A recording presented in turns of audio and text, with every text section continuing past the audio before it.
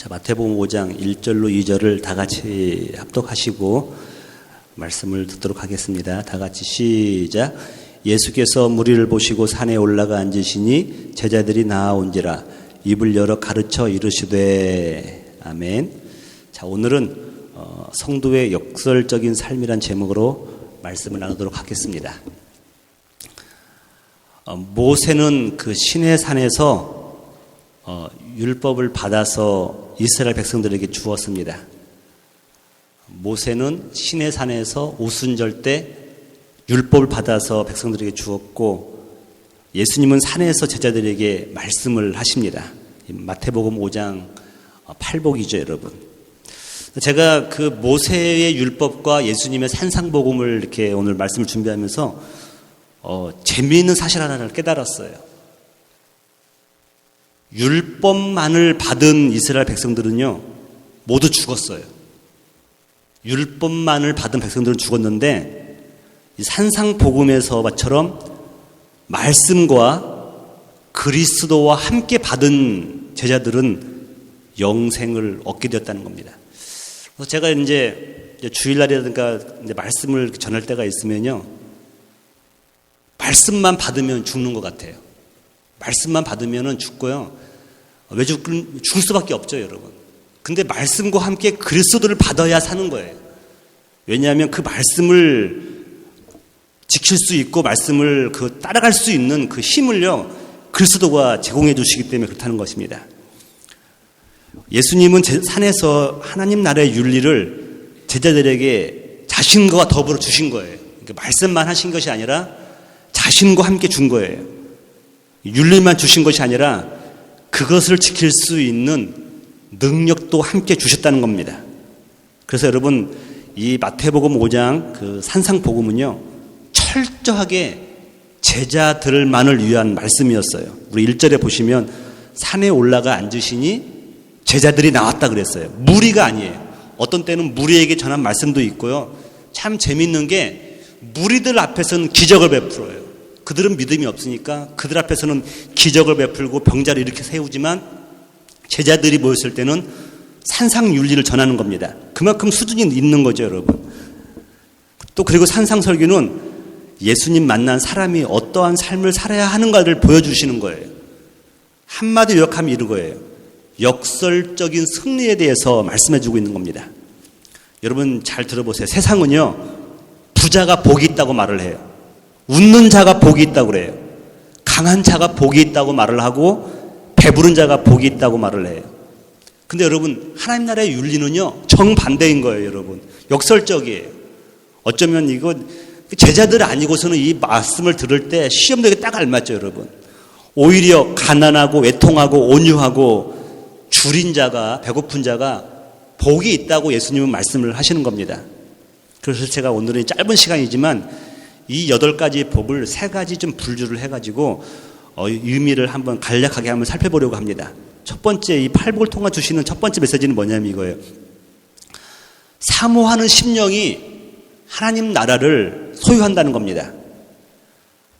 여러분 그 자연 다큐멘터리를 가끔 본 적이 있으면 그 어미새가 새끼들을 위해서 막 열심히 애벌레를 잡아서 둥지로 나릅니다. 그런데 어느 새끼에게 주는가 하면요, 번호를 먹여놓고 순서대로 주는 것이 아니에요.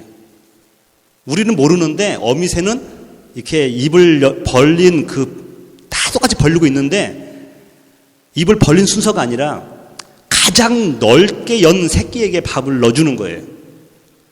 여러분 전에 받아먹은 새끼는요, 입은 벌리긴 벌리는데 그 뱃속에서 배부르기 때문에 간절함이 덜해요. 그래서 자기도 모르게 조금 벌리는 거예요. 어미새는 그걸 놓치지 않는 겁니다.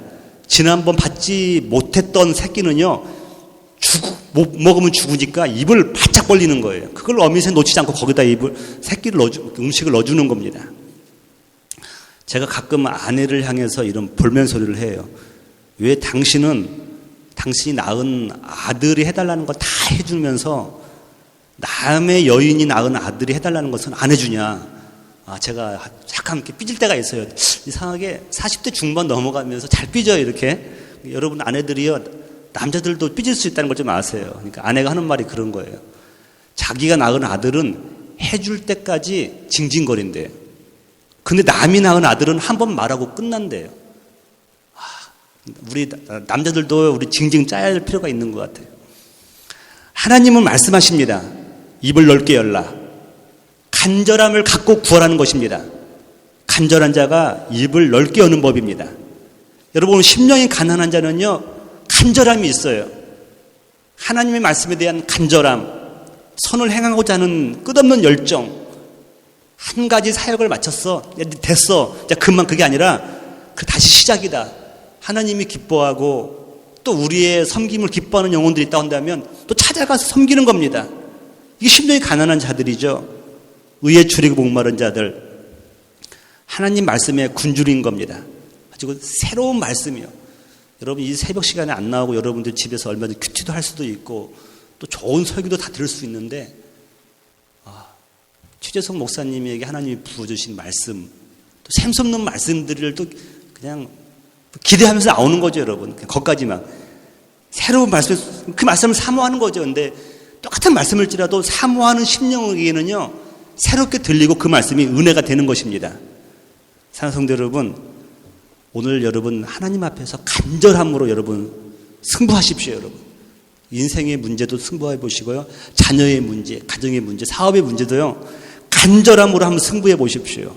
나만이 아니라 하나님의 복이 나에게 흘러 들어와서 흘러 넘치도록 다른 영혼을 향해서 흘러갈 수 있도록 위해서 여러분 사모하시라는 겁니다.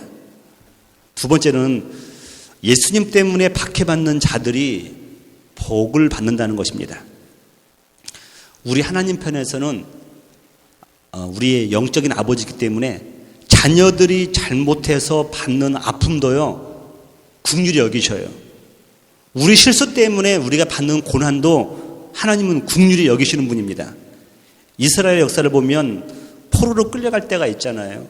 또 이웃 나라로부터 침입을 받아서 어려운 상황에 처한 상황도 많잖아요.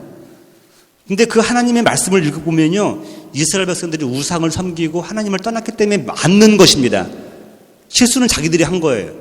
그런데 궁극적으로 하나님이 그들을 긍휼히 여기셔요. 여러분, 하물며 예수님 때문에 당하는 박해 당연히 복받지 않겠습니까? 애통하는 자, 복음을 전하는데 받는 자가 거부하는 겁니다. 여러분, 이것 때문에 애통해 본 적 있어요? 자녀에게 전화로 통하여서 복음을 전하는데 자녀들이 약어 가지고 이제는 살살 빠져나가요. 우리의 통제를 벗어난 거예요. 그때 여러분 부모님들 마음 가운데 애통함이 있잖아요. 어떻게 자녀들을 복음 안에서 다 들어오게 할 것인가. 또 여러분, 오늘날 하나님의 복음이요, 강단에서도 그렇고 세상에서도 많이 왜곡되어 있어요. 하나님 말씀은 그것이 아닌데 잘못 전해지고 있는 겁니다.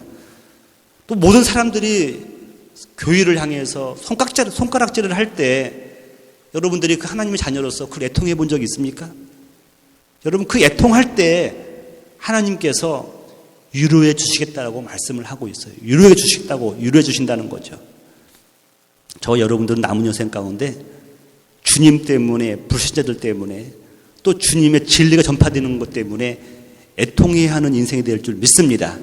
여러분, 그때 주님께서 위로해 주신다는 거예요. 마지막으로는요, 하나님은 외모가 아닌 마음의 중심을 보신다는 사실입니다.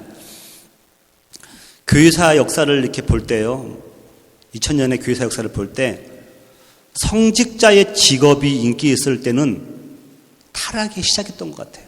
여러분, 솔직히 한국의 신학교는요, 인기가 너무너무 좋아요.